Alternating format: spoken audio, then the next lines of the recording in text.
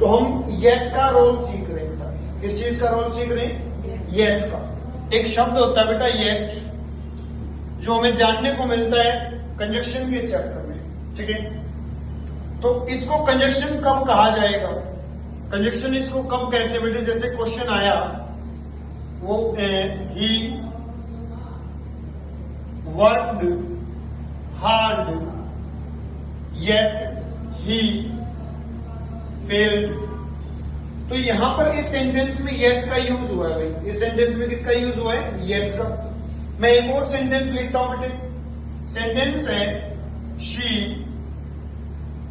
Has not finished this task yet. ये दो sentence आपके सामने बेटा। इन दोनों में आप देखिए येट को यूज किया गया है। किसको यूज किया गया भाई? येट को। इनमें से एक जगह येट का काम है, दो अपोजिट कोई एक्शन है, कोई क्लोज है, कोई स्ट्रक्चर है जो दो आपस में क्या है? एक दूसरे के अपोजिट, ठीक है। जैसे वर्क हार्ड, अगर कोई मेहनत करेगा तो हम फ्लो के अकॉर्डिंग ये सोचेंगे कि उसको पास होना चाहिए, बट आएगा यहाँ। लेकिन यहां पर क्या है बेटे? येट। क्यों? क्योंकि ये मेहनत के अपोजिट उसको रिजल्ट मिला है बेटे। मेहनत के जो रिजल्ट मिला वो कैसा गया बच्चे? अपोजिट। अपोजिट अगर स्ट्रक्चर्स हैं तो यहां आप दो कंजक्शन इस्तेमाल कर सकते हैं बेटा। इसका एक अल्टरनेट जो रवि कह रहा है वो क्या हो सकता है? बट, ठीक है। लेकिन आप लोग ध्यान रखिए कंजक्शन में बट और येट का सेम रैंक होता है बेटे, बिल्कुल। जहां बट पॉसिबल है वहां येट भी लिखा जा सकता है। एज अ कंजक्शन इन दोनों में कोई डिफरेंस नहीं होता। एज अ कंजक्शन, हाँ, जहां येट आएगा वहां बट लिख सकते हैं, जहां बट आ रहा है येट लिख सकते हैं बेटा, कोई दिक्कत इसमें नहीं है। बस शर्त ये है इन दोनों शब्दों का रोल किस चीज का होना चाहिए बेटा?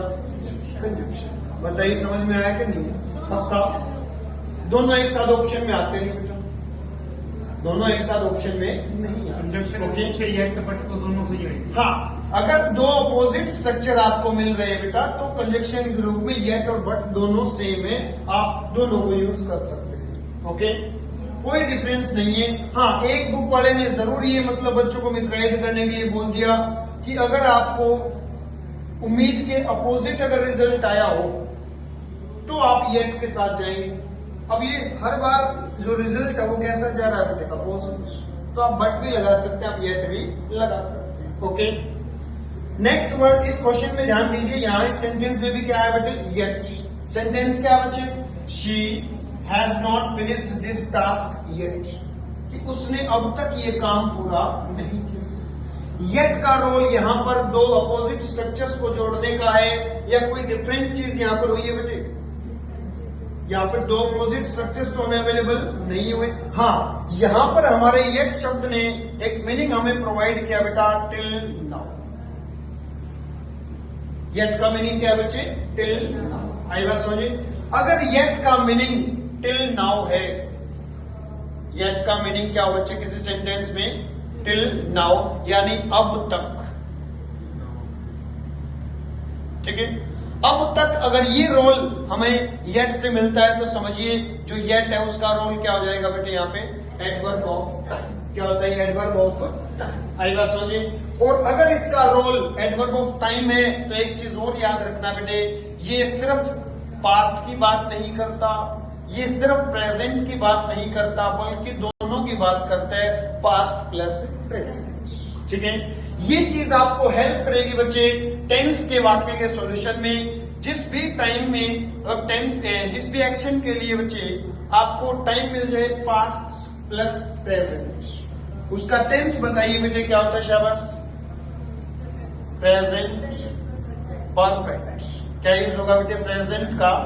यानी हैज या हैव प्लस वर्ब की थर्ड फॉर्म। आई बात समझिए। ये होता है बेटे येट का कहानी। बताइए समझे या नहीं समझे?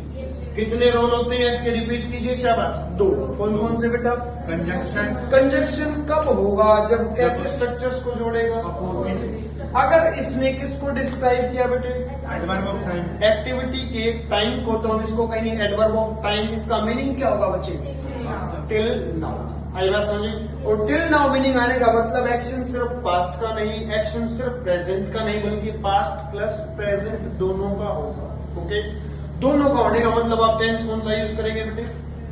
प्रेजेंट का परफेक्ट, जिसका मीनिंग होता है हैज या हैव प्लस वर्ब की थर्ड फॉर्म। ठीक है, तो ये था बच्चे टिल का सॉरी येट का डबल रोल, जो आपको अच्छे से समझ में आ गया। ठीक है।